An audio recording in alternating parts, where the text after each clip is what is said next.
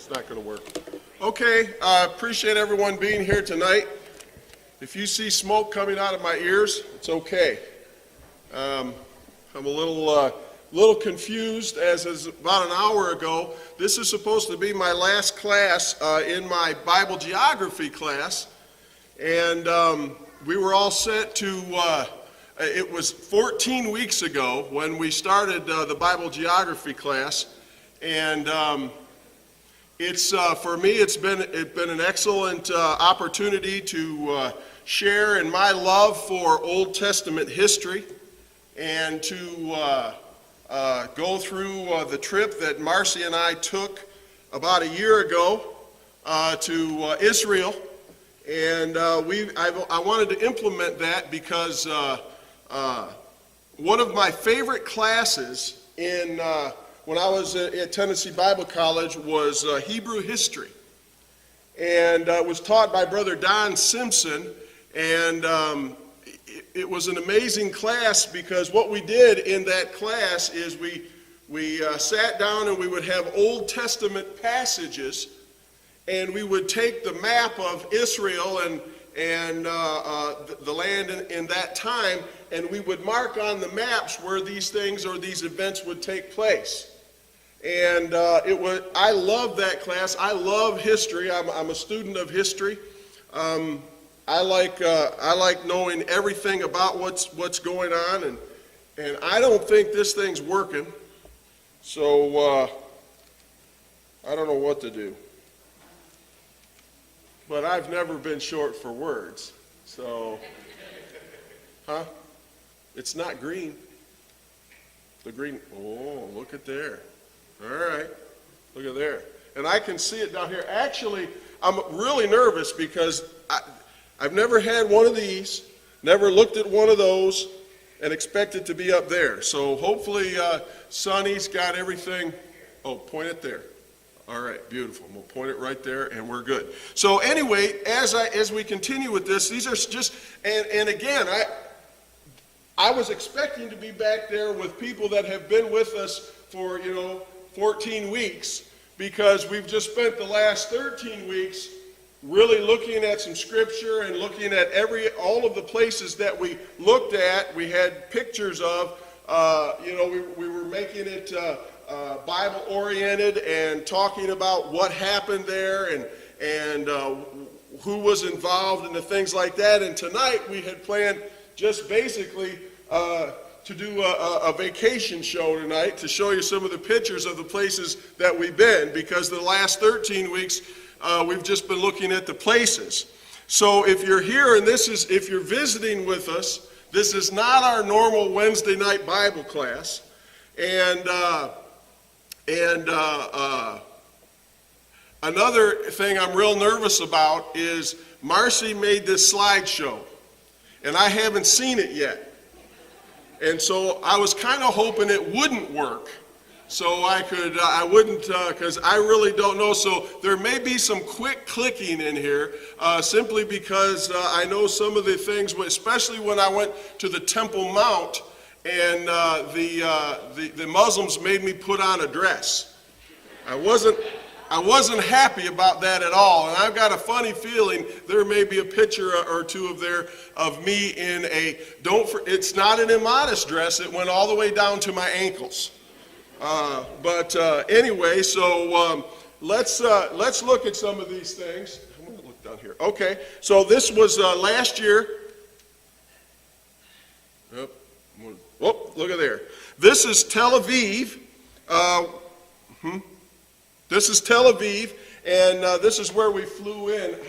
Okay, I feel like I got to look at that. All right, but that is Tel Aviv there. This is where we flew in from the States, and this is actually the city of Jaffa, or Joppa as it's known in the Bible. And look at there. I picked up this girl when I flew in there, and she looked a lot like Marcy, and it was 103 that day. Again, this city, and I hope this isn't blurry. It is blurry. I don't know what to do about that, because there's not one of those buttons on here. So again, this is Jaffa, and you'll remember the city of Jaffa had a number of different Bible parts to it. This is where Peter met Simon the tanner, and this is where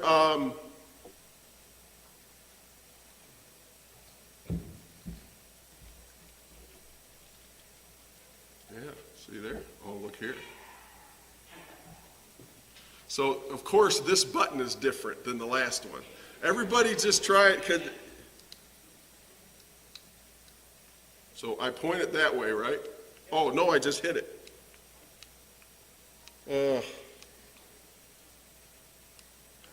Oh, help me.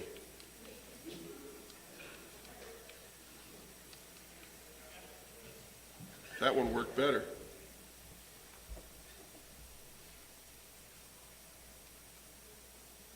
Okay. Just hold your hand up and I'll click it back. I could do that. Okay. Okay. That's good. You can click it back there. All right. So anyway, this is Jaffa, and it was the port city, and you can see if you can read the writings there. This was in front of Simon Tanner's house.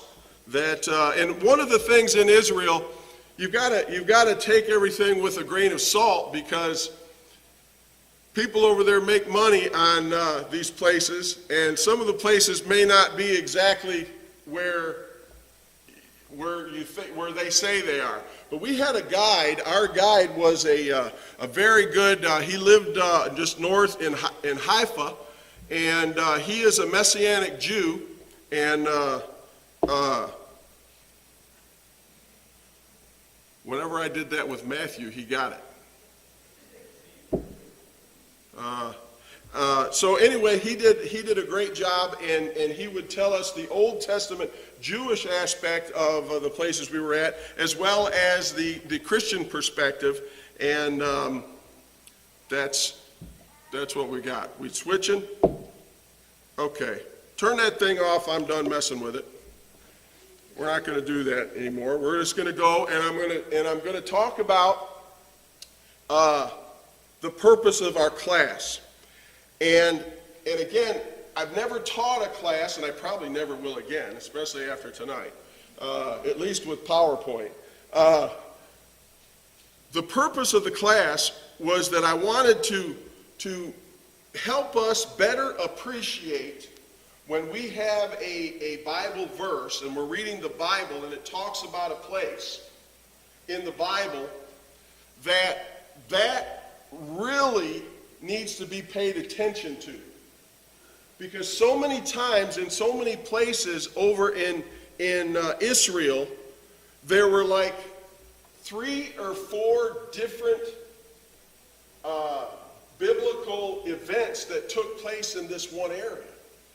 And you would be like Abraham was there, and and then Moses was there, and then Paul may have been there, and it was a very interesting place to be in, and a very interesting time. And I know we all can't travel to Israel. And by the way, I want to go there again. And if I have an opportunity, and if anyone is interested in maybe going, I'd like to put a trip together and take 10 or 12 of us over there and go. It's life-changing experience. It really is. And it makes you want to learn more about the Bible. It gives you new insight into biblical things, because I remember Marcy and I were in a boat on the Sea of Galilee, and it was evening, and all of the lights of the cities around the northern coast of the Sea of Galilee started coming on. And you could see Chorazin, you could see Bethsaida, you could see Magdala, and you could understand when Jesus is talking about those cities exactly what was going on, and it was amazing. And we were on this fishing boat, and they would throw the nets over, and I got to throw the net over, and of course I didn't catch anything, but I was kind of like Peter before with his luck before the Lord helped him out. But it's just it's an amazing place. The places become real in the Bible. Bible stories start to make more sense. The smell of that place is amazing. You would be, even in the desert, there was a smell that was, I've never smelled anything like it. And the markets in Jerusalem where frankincense and myrrh, I know what frankincense and myrrh are from the Bible, but I'd never smelled them before. I know what they smell like now. In fact, I brought some home. We brought some home. And the smells of the place, and it just emphasizes and molds the teachings that you read about in the Bible. And the people that are there are still Jews occupying Israel, not all of it anymore. And there's also Palestinians and Muslims. But the people that are there are the generations of the people that were there during the Bible times. And it's amazing the culture that is, 2,000 years later and 5,000 years later, but people are still holding on to that culture. And now I have to admit, when you're over there, I thought that all the Jews over there would be religious. I'm in Israel. That's, according to them, that's God's city or God's country. And I assumed that everyone was religious. That is not the case over there. It's kind of like America. Very few of the Jewish people, they're Jewish politically speaking. They're all for the state of Israel in a political process. Just like we're Americans, they're Israelis. Very few of them are practicing what we would say faithful or practicing Jewish people. And most of the Muslims are. And it's very difficult when you see those things. But the food over there, absolutely. I was worried because we saw one McDonald's the whole time we were over there. One. And the only reason I knew it was McDonald's because of the golden arches. It was written in Arabic. And but I knew that was a McDonald's, but I didn't go in there because they serve goat. They serve goat at McDonald's over there. So no, I was good. But the food over there is amazing. Olives. When you think of olives, I think of the green things with the pimento punched in there, and you eat them, and not at all. There are so many different kinds of olives that are over there. We would go, to a buffet, and there'd be like 15 different kinds of olives. And they all tasted a little bit different, but they were all delicious. And I'll tell you the truth, I don't really like olives. And the fruit over there, we ate some stuff, I don't know what it was. I've never seen it before, and I've never seen it since we've been back here. But it was amazing. And of course, I always had Marcy try everything first to see if she made it or not. And then I would try. But the food, the dates, I brought back some. We went to this place called Majul, and it's a city, and they grow the best dates in the world. And some of you, maybe most of you, have never even tasted a date. I hadn't. I think it's something that you put in like fruit cake that nobody eats. But these things were they were better than Snicker bars. Really, I promise. I brought some back, and they lasted about 3 days at the office, and everybody just pounded those things. And the food is amazing. But again, all of that emphasizes, when the Bible talks about something and they were eating together, we understand what was happening there. We went to this dinner in this Jewish community, and we were guests, of course, and they called it I think it was the Seder. It was on Friday night before the next day, their Sabbath, but everybody was in there, and there was a big meal, and they prepared it for everybody, and you would go there, and you would just feast upon the food.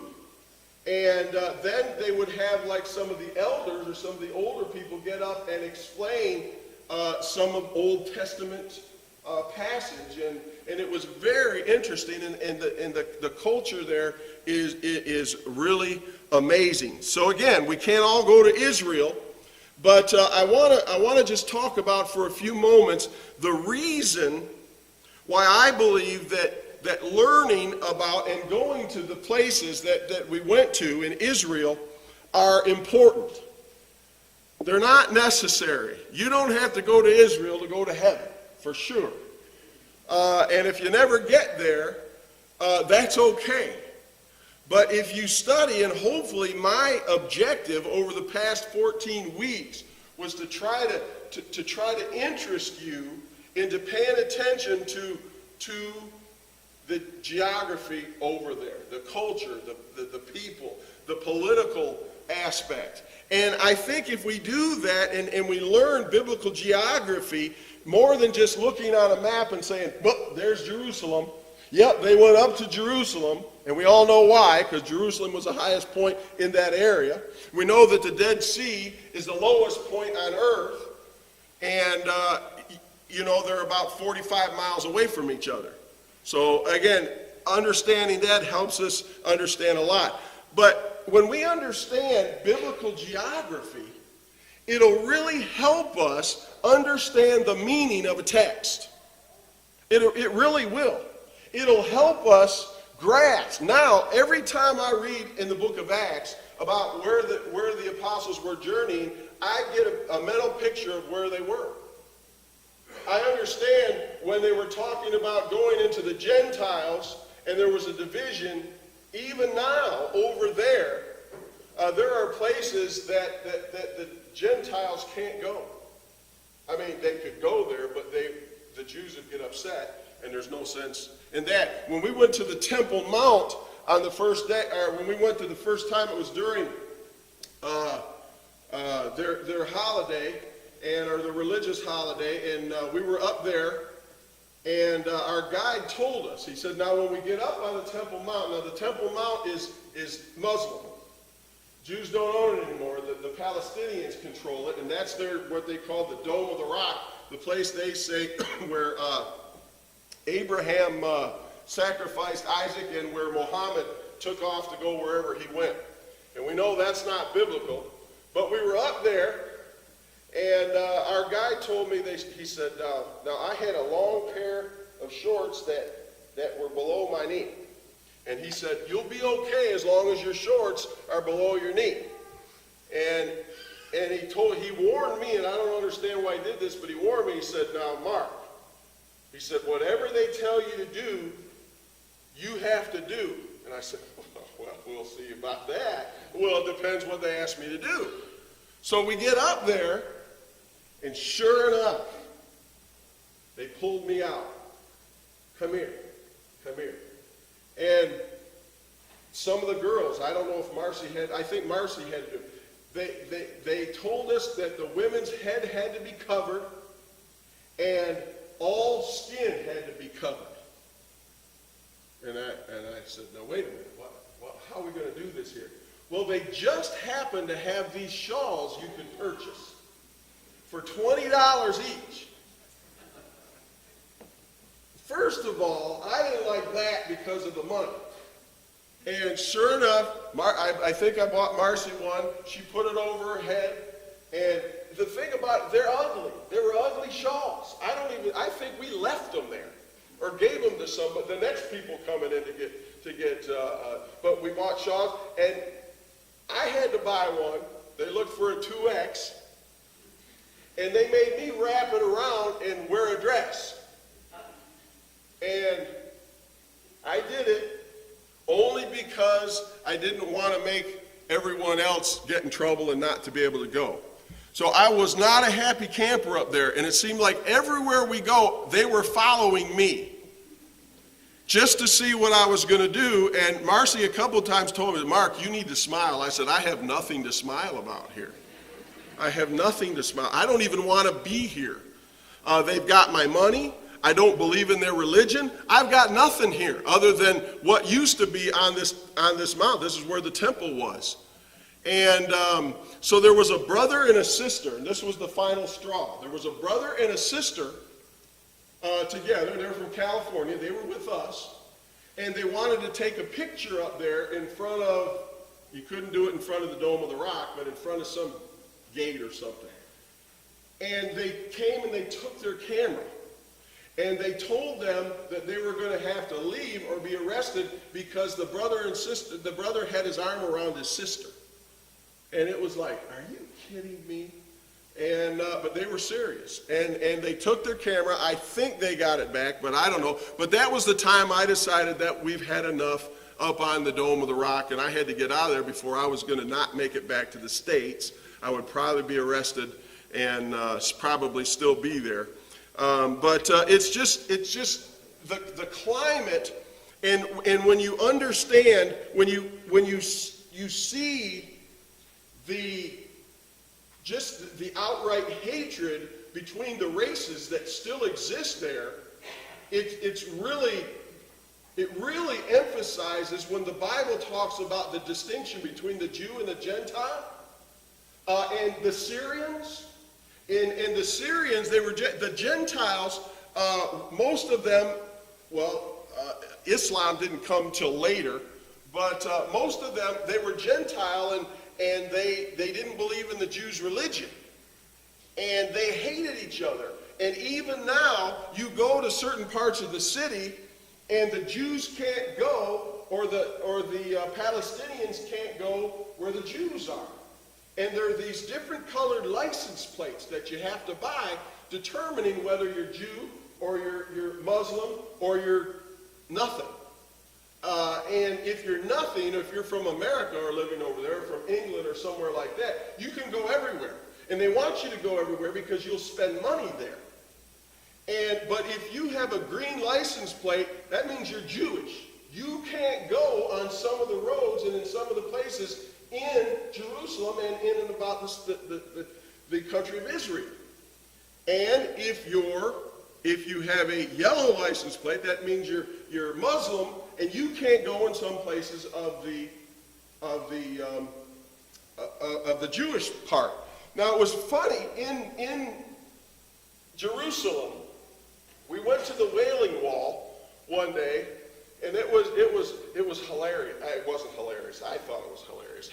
But, I mean, there's thousands of people here with about this much room, and they feel like if they just can jam a piece of paper in a hole or just touch the rock, something spiritual will happen.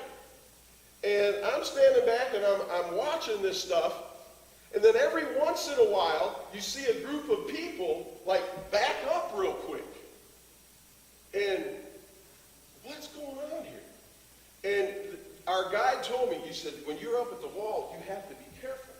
Because the Muslims, up at the top of the wall, where the Dome of the Rock is on the Temple Mount, would throw stones, and they would spit over the side on the Jews. And so you had to be careful. That's kind of can you imagine that happening here? And what would happen to the people that are spitting up there if they spit on the wrong people?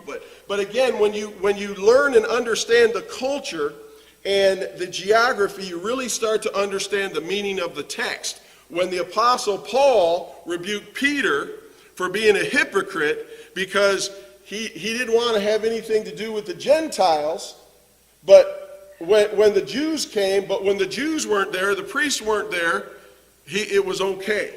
So you could understand that when you understand the climate of the people there. And then also, when you understand the geography of any place, but in particular Israel, you begin to understand the culture. Why they do things. And brethren, I have to tell you, I'm still not complete there. I listened and I tried to figure out the people over there, and I asked a lot of questions. You know that there's hatred between the Muslims and the Jews. They can't stand each other. I'm trying to figure out why. Why can't you get along? And I never got a straight answer. I got a lot of people giving me their opinion on the other nationality. We were in the Palestinian quarter, the Muslim quarter, one night shopping, and I was talking to a shopkeeper. I said, "How come you don't get along with the Jews?" He said, "Well, they stole our land. It's our land. They stole it from us." And then the next day, I was talking to a Jew. I said, "What's the problem with Islam or with the Muslims, the Palestinians?" "Well, they stole our land." The same thing. They're both saying the same things now. And when you watch the news over there, they're still. I mean, this fight started back in the biblical times, when the land was divided, and then God promised. That this land would be, the promised land, and it would be the children of Israel's forever, until they messed up. Until God said, "Listen, you violated my will. It's not your land anymore. It's whoever's going to come in here and take it from you." And yet there's still a lot of people in the world, even in America, that believe that Israel is still God's people's land. Well, it's not, according to the Bible. Now, one of the reasons that Israel can keep the land is because they're flat out mean when it comes to defending themselves. Every teenager, when they reach the age of 20, or not teenagers, but when they reach the age of 20, they have to serve in Israel's military for 2 years. You have to, whether you're a male or a female. And everywhere you see these soldiers, these young soldiers carrying M16s and machine guns, and they're everywhere. And they're not afraid to use them if they think that their land is going to be attacked or somebody's trying to take their freedoms away. And it's amazing when you talk to these young people, because they're just like our young people here, and about their country.